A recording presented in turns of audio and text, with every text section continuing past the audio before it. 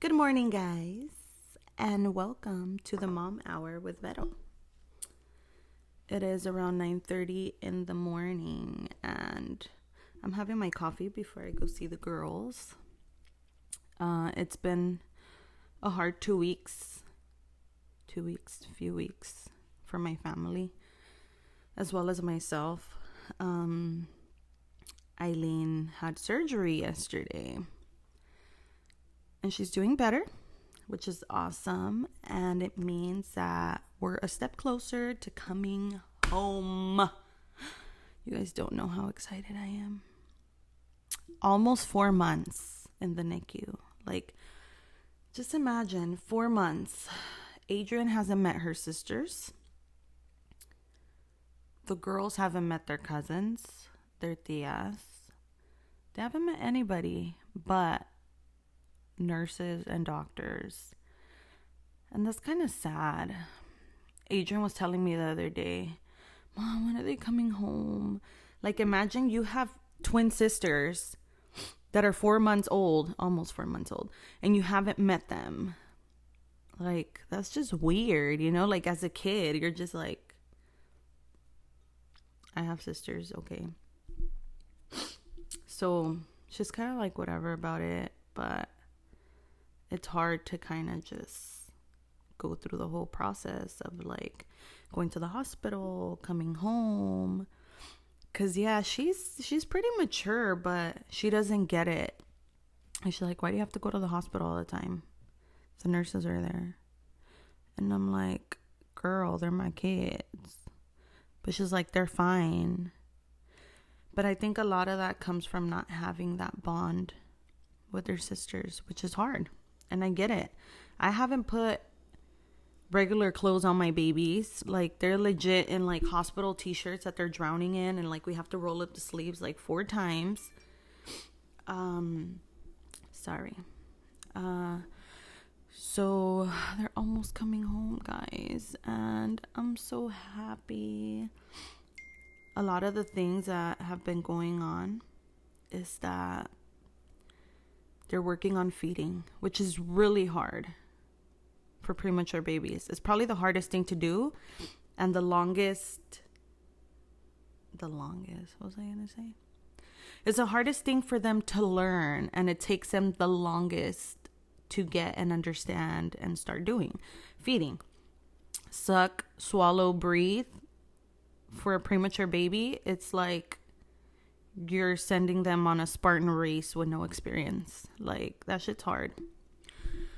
So Eliana started feeding, doing great. We really thought she was going to come home right away till they did a swallow eval and noticed she was silently aspirating. So we had to go back a few steps and see what works for her. So she can eat, but not in a safe way. And of course, she can't come home like that. So hopefully soon she gets it. This week, we're trying a new technique where we will thicken the milk for her to see if that helps her with her swallowing. So I hope it does, because I need my babies home. Like, just driving to the hospital and back, walking through the doors, checking in, getting my badge, scrubbing in, checking in with the nurses, getting an update. It's frustrating. It's not frustrating. I do it because it's part of my routine, and I don't care. I'm going to go see my babies. It makes me happy, but you just want to be home with your babies. Nobody thinks that the first 4 months of your girls being alive, you're going to be going back and forth to the hospital. Like, I just want to put them in like cute clothes, cute outfits, and, you know, cute blankets, because those blankets are crusty. Well, they're clean, but I mean, like, they are not cute. They are not soft. They hard as hell. But, you know, they're getting well taken care of, and I'm happy. And Eliana, we're rooting for you, girl. Let's go. But hopefully, we'll see in the next few weeks how she does. Eileen, on the other hand, she's been struggling with feeds for a while. And that's okay. We said with her, We will be patient. And we're going to see what she can do. And from there, we will make the decisions based off what she can and what she can't do. So, since Eileen started feeding, she's been having a hard time. And a harder time than sister. And we try not to compare them. They're twins. They're identical twins at that. But they are so different. They both had a different start when coming into the world. So all those factors come into play. So Eileen has been struggling with learning the suck, swallow, breathe, process. And she'll get it. Like, I know she will. But right now, she's not even taking half of her feeds by mouth. And she's kind of been at that same place for some weeks now. So I think it was time to make a decision whether we get a feeding tube or not. And no parent wants that for their baby. No parent. You're like, nope, my kid's not going to get that. Nope, my kid can eat. My kid can eat. Keep in mind, I try to go to the hospital as much as I can. It sucks that they don't let me stay because I would be living up in there. But it's open 24/7. I can go when I want. But I'm also a mom to Adrian, so I have to come home. So I can't be there around the clock to push her for her feeds. And another thing with pushing her to eat, once you start pushing a baby so far into wanting them to do, wanting them to feed, they start to hate it. So if she feels like the nipple coming in her mouth from the bottle, she'll spit it out. Or she'll push it out with her tongue because she's like, nope, I already know. I already know. She is not dumb. That little girl is smart. They're my kids. Hello. Anyway, she's been having a hard time. And I don't want her to hate eating. I want that to be an enjoyable experience for her to feel a bottle and be like, okay, I like this, So some days are better than others, but she takes very minimal amounts that will not be able to allow her to come home like that. So I posted about her getting a surgery yesterday, and she got a gastrostomy, which is placement of a feeding tube. And as a parent, it's hard to make that decision. But I met with her therapist, who I trust with everything. Joyce has been working with the girls for a long time. And I met with her and I sat with her and I trust her judgment 100%. So I said, hey, Joyce, I don't want to think that we have to get it unless we need to get the feeding tube. But from what you see in your evaluation with Eileen, I need your honest input. Because if you leave it up to me, I'm going to say no. And if you leave it up to Eliseo, it's a no. It's a no. But I don't want to be selfish. And, what if that leaves my daughter in the hospital for 3 more months?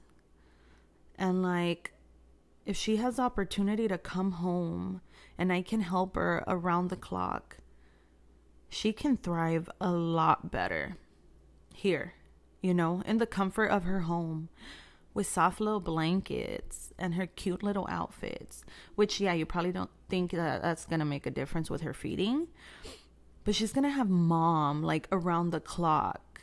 You get me? She's going to be in her crib, in her home. I can work with her as much as I can. I'll have control of my baby, which I still can help in the hospital, but I can't be there around the clock, and the nurses have 2 to 3 babies, and they're not going to sit there with my child as their only patient, because it's not their only patient. So she said, you know what? I think a feeding tube will help her and she will thrive better at home with you.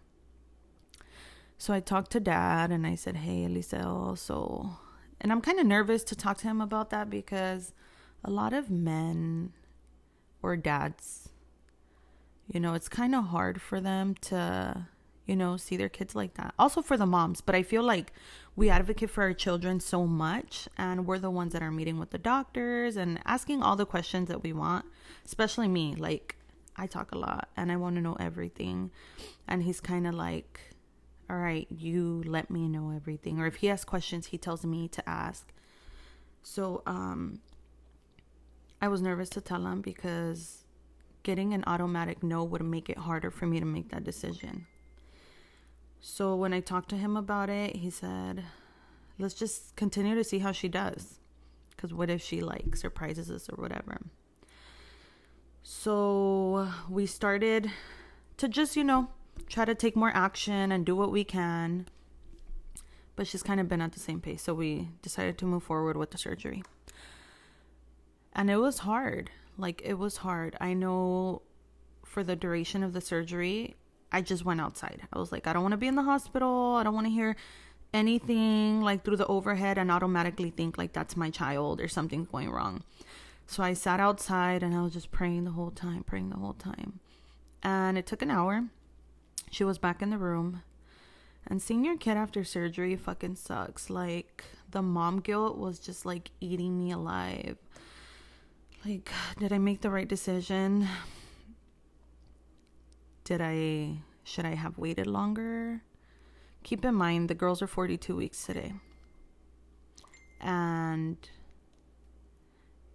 struggling with feeds at this age, it's kind of, it happens for premature babies, but, I'm ready for her to come home and we're going to do what we can for her.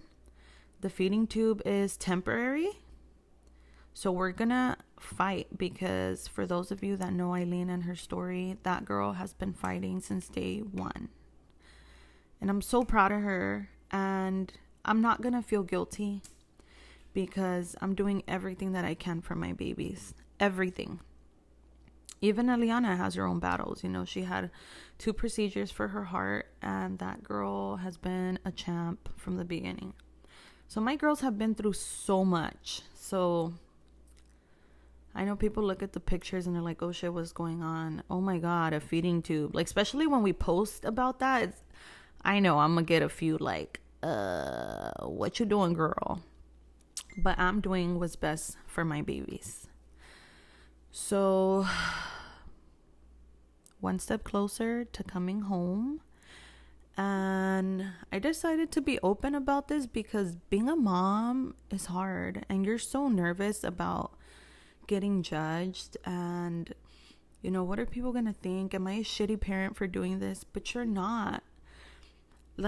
You're doing things for the best of your child. At one point I felt like if I got the feeding tube in Eileen, it felt like we were giving up on her to learn how to feed. But it is not like that because I'm not giving up on her. And I know how hard I'm fighting for her and her sisters. I'm fighting for my babies. I'm doing everything I can. I'm talking to therapists. I'm talking to the doctors. I'm talking to the nurses. Anything I can do, I'm there. And I will keep, advocating for them because they need me. So the decisions I make, whether people agree with them or not, that's okay with me. Because nobody has been through what I've been through.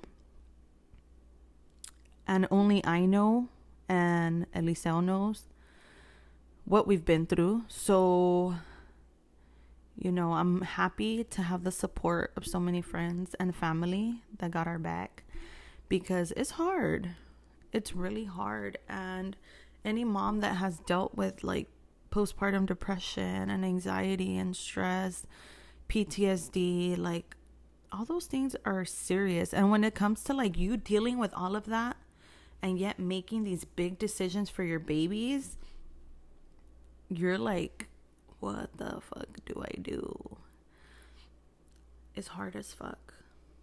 But anyways, moms, you are not alone. I've probably been through every single emotion on this roller coaster, and I'm more than glad to talk to you guys about it, because it's not easy, and a lot of moms deal with stuff at home and don't like to talk about it. But let's bring it out, because it's just going to dig us deeper into this hole that's going to be harder to get out of sooner or later. So pray for my girls. I will give an update as things start to change. But anything you guys want to hear on the podcast, let me know. If you have any questions, let me know. I'm happy to talk about anything. And I'm just proud to give you guys an update of my babies, because they're doing amazing. And I'm so proud of them. And they are strong. So Eileen and Eliana, we are waiting for you girls. Thank you guys for listening.